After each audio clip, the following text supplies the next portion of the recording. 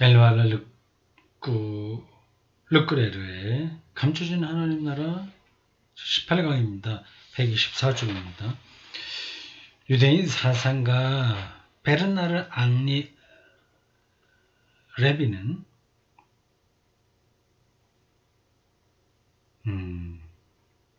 철학자이기도 하죠. 유대인 사상가 베르나르 앙리 레비는 이러한 예수님의 메시지와 태도가 고대 유대인들에게 문자가들이 얼마나 전복적이었는지를 잘 설명하고 있다. 그는 하나님의 성약, 거룩한 약속에서 이렇게 썼다. 어떻게 썼나요? 길게 인용한 것 같습니다. 기네요. 한쪽도 더 되네요. 한번 읽어보겠습니다. 요 유명한 부분은 레비, 유대인 사제가 레비의 글입니다. 나는 의인들을 부르러 온 것이 아니라 죄인을 부르러 왔습니다. 마태복음 9장 13절. 예수님의 이 놀라운 말씀에서 당시 유대인들은 역설적인 전복, 그 이상을 봤다. 죄인이 아니라 의인을 부르러 와야 되는데 거꾸로 얘기하니까 전복 이상을 봤다. 굉장히 위험하다 그 뜻이겠죠. 이는 예수님이 죄인에게서 생각하지도 못한 덕행을 갑자기 발견했다는 말씀이 아니다. 하나님께서 당신 기분에 따라 지나친 체면 치레를 하는 데에서 기쁨을 찾는다는 말씀도 아니다. 또한 예수님이 당신의 은총 어린 시선으로 사람들에게서 잘못 그 너머의 것을 바라보며 불순물 속에서 모든 인간 안에 잠자고 있는 하나님의 영원한 광채를 되살릴 줄 안다는 말씀도 아니다. 좀 어려운 표현이겠네요. 그냥 넘어갑시다. 구원을 가져다 주는 예수님의 이 말씀을 제대로 이해하기 위해서는 그것이 본디 가치의 개념, 가치론적인 게 아니지. 가치론적인 건 윤리니까 가치의 개념, 덕행과 공로 같은 개념과 무관하다는 사실을 알아야 된다. 그러니까 착한 사람이나 악한 사람에게나 똑같이 햇빛과 비를 내려주시는 하나님의 선제죠. 주도죠. 은총. 그걸 얘기하는 거죠. 이 구원 소식은 어쩌면 그리스인들의 에로스, 사랑보다는 유대인들의 규범, 노머스와 더욱 단절된 것으로 사랑해야 할 새로운 이유들을 제시하는 것이 아니라 이유 없는 절대적 사랑이라는 뜻밖의 개념을 제안하고 있다. 세리 죄인들 저들에게도 좋은 점이 있습니다. 이걸 얘기하려고 하는 게 아닌 거죠. 이유 없는 절대적 사랑.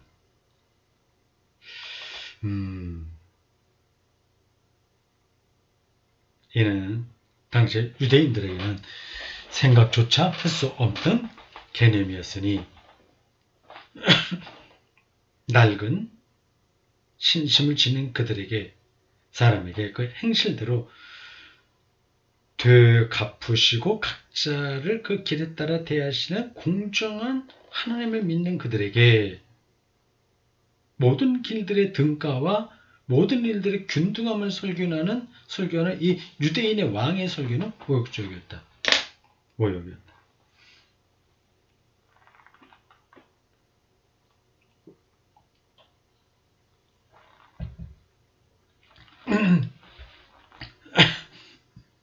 유대인들은 저 사람이 왜 의인인지를 좀 나열해야 되거든요. 나그네를 어떻게 대접했는지, 고아와 가부를 어떻게 잘 보살폈는지, 안식일을 어떻게 잘 지켰는지, 뭐 기도는 어떻게 했는지 그런 걸 쭉 나열함으로써 괜찮은 사람이라고 하는 걸 인정해야 되는데 예수는 그걸 다 무화시켰으니까요. 그런 조건에 상관없이 하나님이 절대적으로 사랑하신다고 하니까 유대인들에게는 예수의 메시지가 도저히 용납할 수 없는 거죠. 그래서 오히려 모욕적이라고 말합니다. 집 주인이 무상의 사랑으로 모든 일꾼에게, 첫째에게도 꼴찌에게도 한 데나리온씩을 주는 포도원의 비유를 통해 예수님이 뒤흔드는 것은 모든 유대교적 질서였다. 사회의 질서 자체를 허물어 버린 거죠.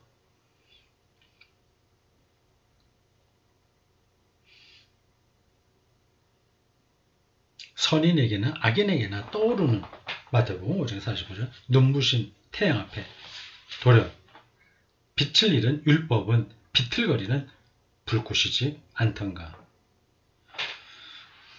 사실 이제까지 받아들여진 모든 가치를 뒤엎는 어떤 체계, 제도, 질서 이런 것들은 다 가치예요. 조금 더 월급을 많이 받을 수 있는 직업,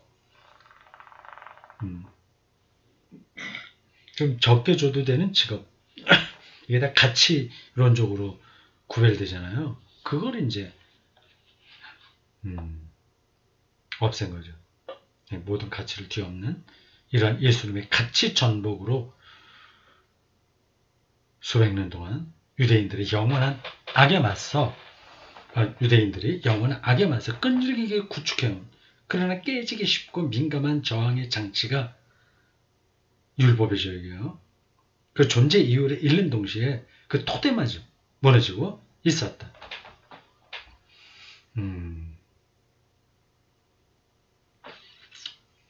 이게 이제 종말론적인 희망, 구원, 그렇게 표현할 수 있습니다. 이 현재 종말이 오기 전 이 세상의 질서는 이것을 감당할 수가 없죠.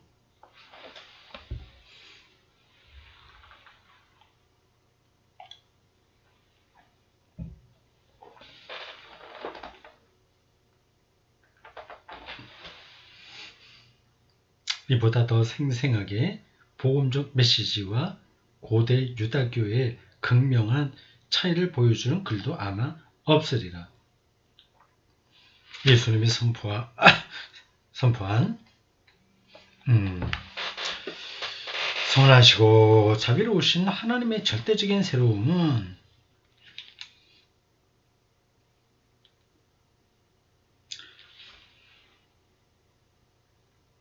율법을 등지는 것도 아니고 율법에 기대는 것도 아니다. 오직 은총에 기대는 것이다. 이건 멋진 표현이 이렇게 기침이 계속 장기침이 나.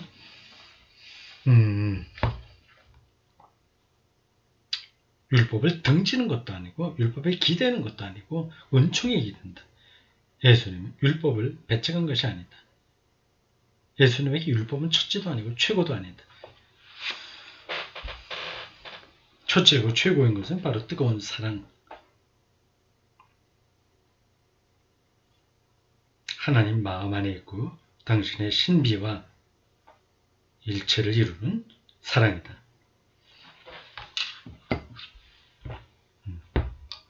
따뜻한 물을 마셔야 되겠네.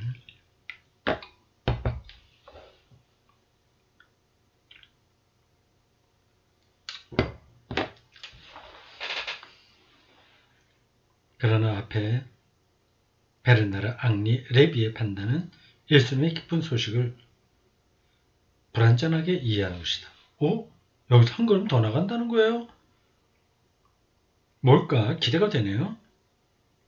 예수님의 메시지를 선과 악을 균일하게 보는 것처럼 모든 길에 동등한 가치와 모든 일에 균등함을 의미한다고 받아들인다면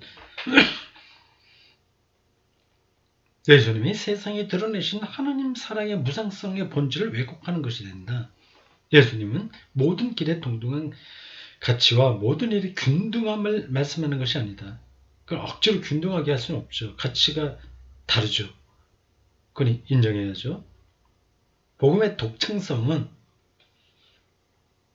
예수가 선포한 복음의 독창성은 전적으로 아버지의 주도적인 사랑에 기대라고 사람들을 초대하는 데 있다. 비슷한 얘기 아닌가? 그리고 이 전적인 무상의 사랑이 앞선다는 것은 악에 저항하는 인간의 노력을 낮춰본다는 것이 아니라 오히려 그 사랑이 하나님께 돌아서게 하는 힘을, 어쩌면 참으로 효과적인 유일한 힘을 이룬다는 것이다. 그럼에도 불구하고 과분한 하나님 나라의 은총은 여전히 가치에 사로잡혀 있고, 이 가치는 중요한 겁니다. 우리가 살아가는 데에는 가치 있는 데 돈을 쓰자, 시간을 쓰자, 그런 얘기하잖아요. 근데 또 근원적으로 가면 가치는 또 무의미해지는 겁니다. 가치에 사로잡혀 있고 가치를 향해 있다. 그러면 너무나도 과분한 하나님의 나라의 은총은 여전히 가치에 사로잡혀 있고 가치를 향해 있다. 하나님 나라의 은총은 사람의 마음 안에 도약을, 창조적인 쇄신을 불러일으키는데 그 목적이 있다. 복음의 핵심도 하나님께 돌아서라는 호소다. 여러분은 회개하고 복음을 믿으십시오. 마가복음 1장 15절. 그런데 이 호소는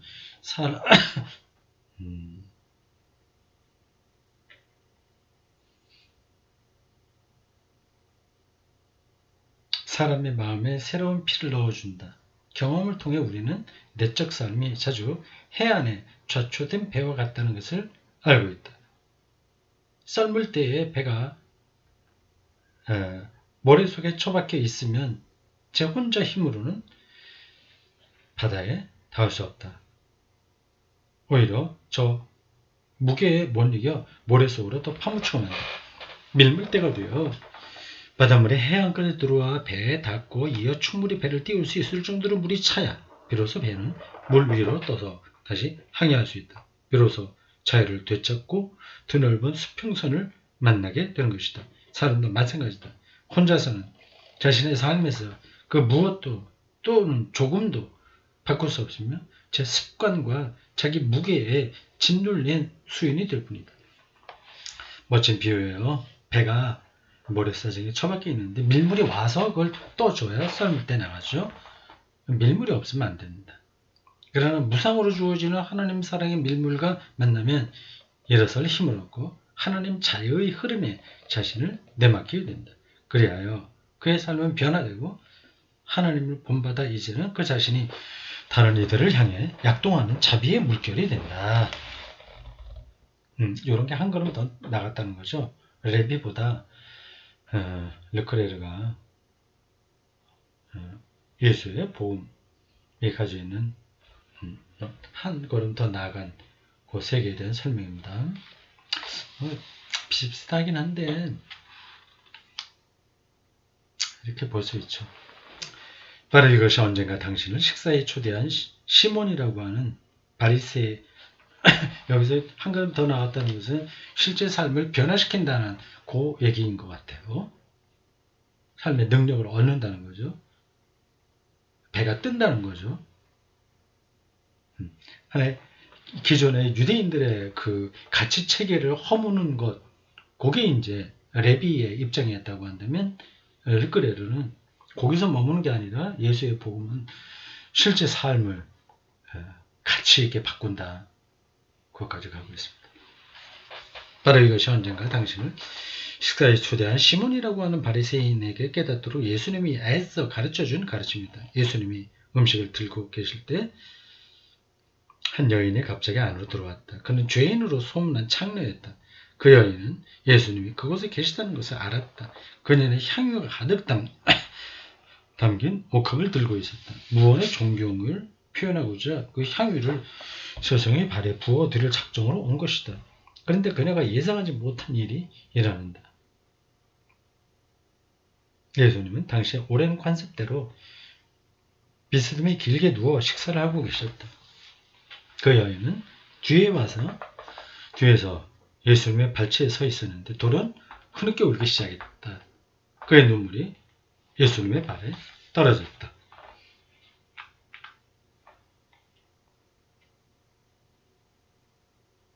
여인은 감정이 북받쳐 어떻게 해야 할지 모른 채 먼저 자신의 두건을 벗고 묶고 있던 머리카락을 풀었다. 그러고는 예수님의 발에 떨어진 자신의 눈물을 닦고 이어 겸손의 표시로 예수님의 발에 입을 맞추고 들고 온 향유를 예수님의 발에 발라드렸다. 이 장면을 보고 있던 바리새인 시몬이 속으로 중얼거렸다. 이 사람이 예언자라면 자기에게 손을 대는 저 여자가 누구이며 어떤 여자인지 알 터인데 사실 죄인이지. 그걸 못 알아보는군. 그렇죠? 불편한 침묵이 방안을 짓누르듯이 감싸기 시작했다. 그러자 예수님이 말문을 열었다.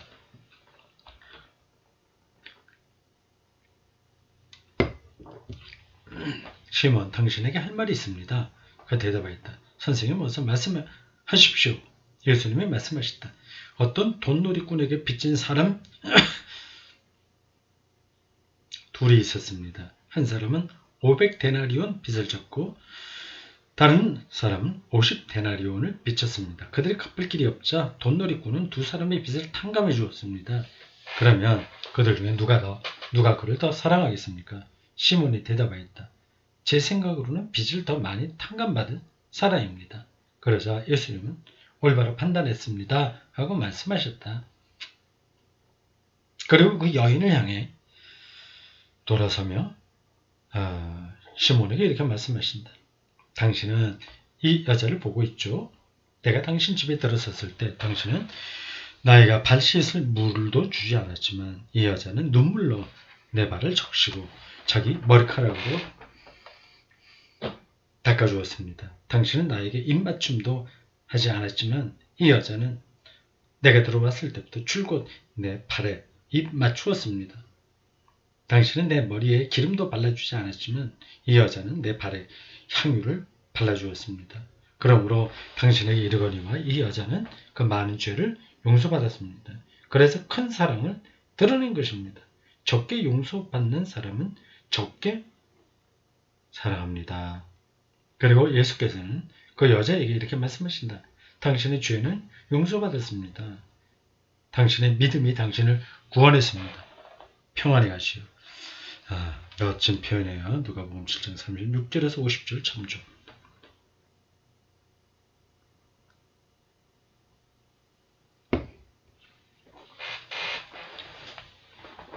흔히 비유의 논법에 맞춰 이 여자는 많이 사랑했기 때문에 많이 용서받았습니다. 라고 옮겨지곤 하지만 예수님은 그렇게 말씀하지 않으셨다. 이 여자가 많은 사랑을 드러낸 것은 많이 용서를 받았기 때문입니다. 라고 말씀하셨다.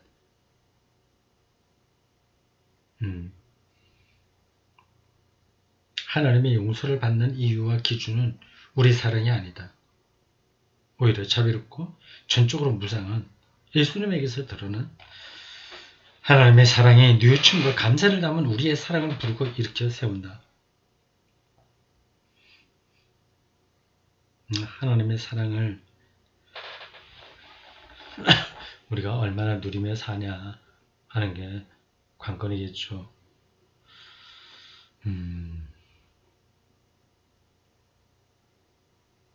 자기에게 집착하거나 자기 연민에 빠져 있는 한 하나님의 사랑은 느낄 수가 없습니다.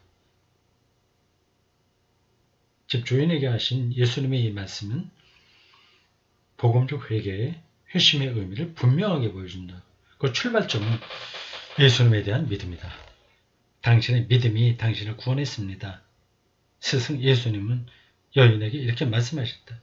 회개는 예수님이 당신의 현존으로 가져다 주신 이 현존이라는 단어가 반복해서 나오죠. 예수가 있다는 얘기입니다. 예수의 가르침, 행위, 운명, 시간과 공간 안에 벌어졌던 예수님 사건, 그 현존이라고 하는 거죠. 그리고 실제적으로 우리가 경험하는 것이죠. 현존으로 가져다 주신 하나님의 새로운 가까움을 믿는 것으로 시작된다. 그러나 예수님이 당신에게 가까이 오도록 어떻게 하시는지를 보면서 그 여인은 곧장 자신이 환대받고 용서받았습니다. 하나님께서 자기에게 가까이 오셨음을 깨닫고 믿었다. 그러자 그 여인은 당황하고 마음이 뒤흔들려서 자신의 사랑을 어떻게 보여드려야 할지 모를 정도가 되었다. 복음적 회개는 그처럼 온 존재를 뒤흔드는 것이다. 온 존재. 조금 모양을 바꾸는 게 아니라 통째로 모든 게 달라지는 거죠. 이는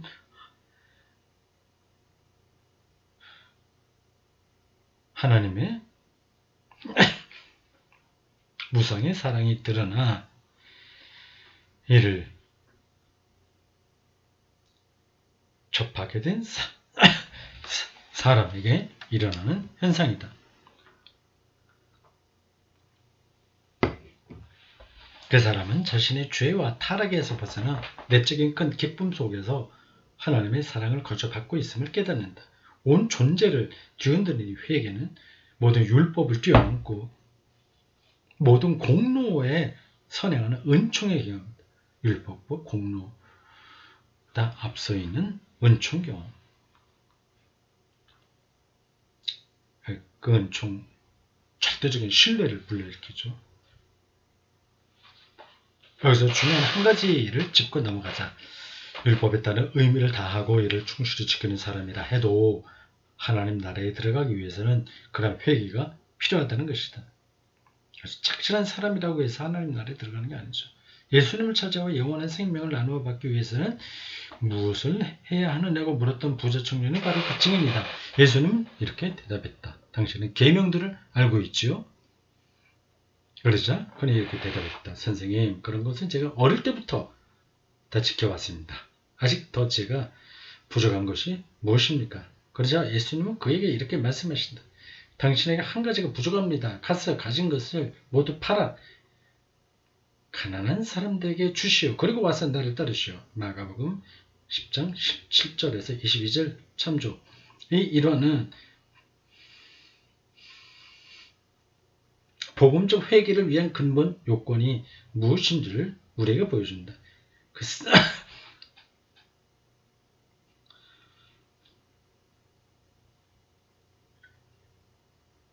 그 사람은 예수님에게 이렇게 말했다. 저는 율법의 모든 계명을 꾸준히 지켜왔습니다. 이렇게 밝히며 그는 분명 자신의 온 존재를 스승의 발 아래 놓았을 것이다. 물론 이것도 꽤 대단한 것이다. 우리가 저마다 이 사람처럼 율법의 계명을 모두 지키는 세상에 살고 있다고 잠시 상상해 보자. 아이고.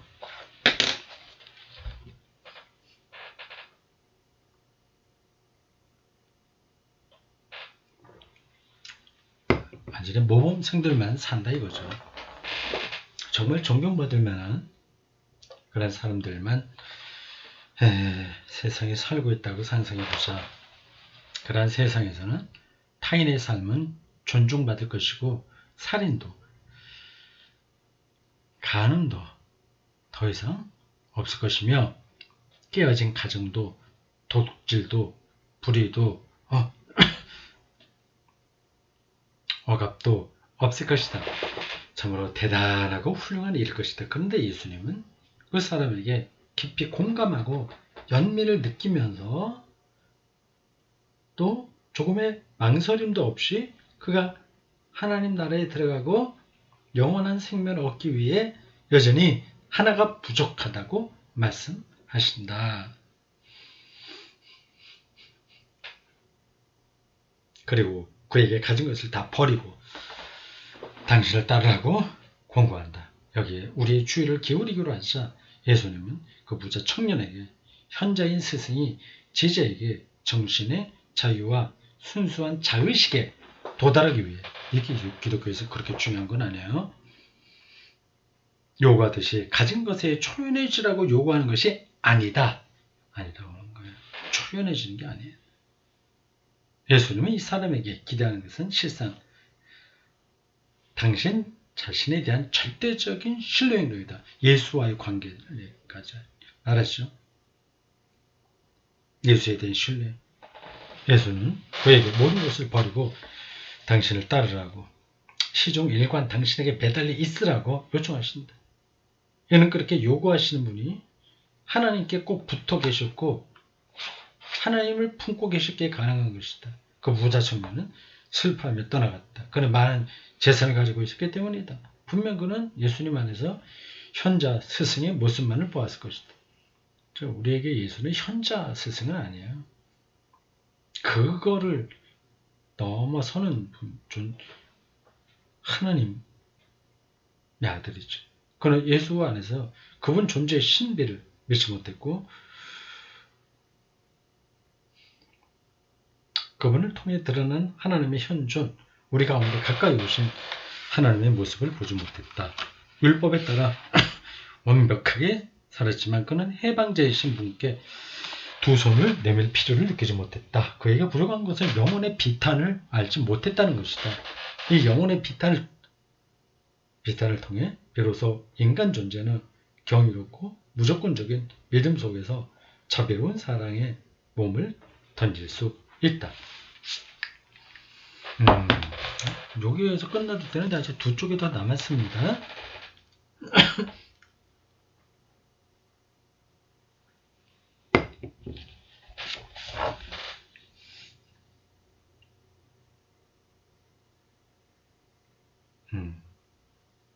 속도를 내서 읽어봐야 되겠네요. 자, 30분 안에 가능하면 30분, 많이 넘치지 말아야 되는데 이렇습니다. 복음적 회개.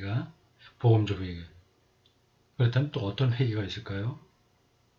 율법적 회개가 있는 거죠. 우리는 보통 율법적 회개를 회개라고 생각합니다. 어떤 거 뜯어 고치는 거죠. 복음적 회개는 철저한 신뢰를 가리킵니다. 복음적 회개가 복음에 대한 믿음에서 샘솟는 것이긴 하지만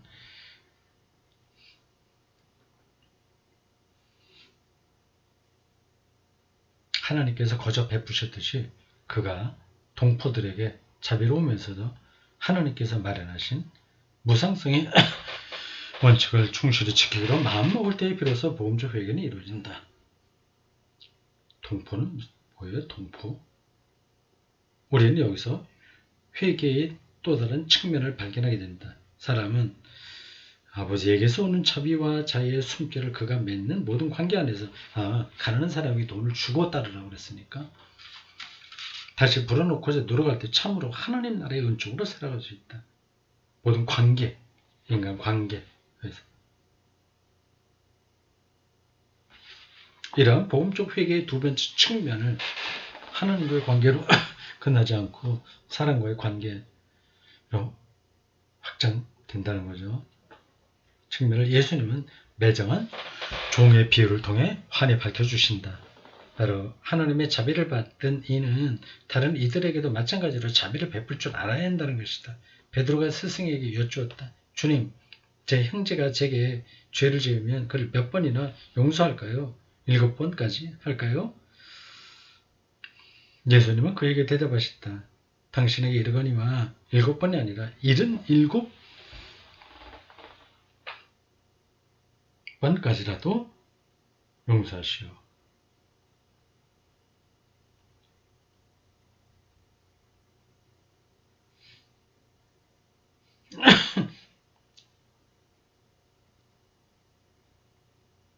그리고 나서 다음에 비유를 들어 그에게 말씀하기 시작하셨다. 그러므로 하늘나라는 자기 종들과 샘을 밝히고자 하는 어떤 임금과 같습니다. 임금이 샘을 밝히기 시작하자 1만 달란트 빚진 사람이 왕에게 끌려왔습니다. 그러니까 전혀 갚을 길이 없었으므로 주인은 그 자신도 아내도 자녀도 팔고 또 그가 가진 것은 모두 처분하여 갚으라고 명령했습니다. 그러자 종이 엎드려 주인에게 절하며 그 얘기죠. 제 사정을 봐주십시오. 당신께 모두 갚아드리겠습니다. 하고 말했습니다. 그 종의 주인은 측은히 여겨 그를 풀어주고 그 부채를 이제 탕감해 주었습니다. 그런데 그 종은 나가다가 자기에게 100데나리온을 빚진 자기 동료 중 하나를 만나자 그를 붙잡고 목을 조르면서 빚진 것 갚아라 고 했습니다. 그러자 그의 동료 종은 엎드려 간청하며 내 사정을 봐주게. 그러면 자네에게 갚아주겠네 했습니다. 그러나 그는 그러고 싶지 않아 물러가서는 빚진 것을 갚을 때까지 그 동료 종을 감옥에 집어넣었습니다. 그러자 그 동료의 종들이 그 바리새인 일을 보고 몹시 민망한 나머지 가서 자기 주인에게 그 일을 모두 자세히 일러바쳤습니다. 그때 그의 주인은 그를 불러들여 이렇게 말했습니다. 악한 종아, 네가 간청하기에 나는 너에게 그 빚을 모두 탕감해 주었다. 내가 너를 불쌍히 여긴 것처럼 너도 네 동료 종을 불쌍히 여기게 할 줄 몰랐더냐. 그의 주인은 진노하여 빚진 것을 모두 갚을 때까지 그를 형리들에게 넘겨주었습니다. 여러분이 각자 자기 형제를 마음으로부터 용서하지 않으면 하늘에 내 아버지께서도 여러분에게 그와 같이 하실 것입니다. 마태복음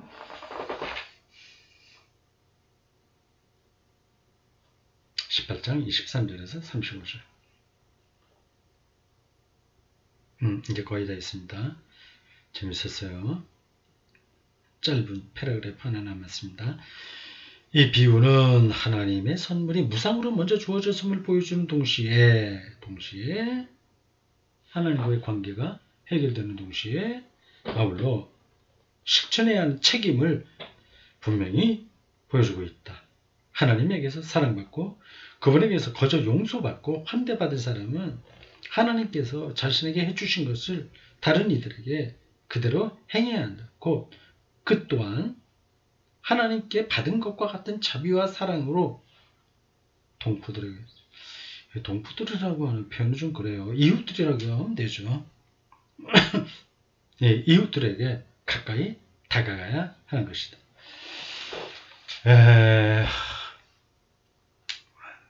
재밌었습니다.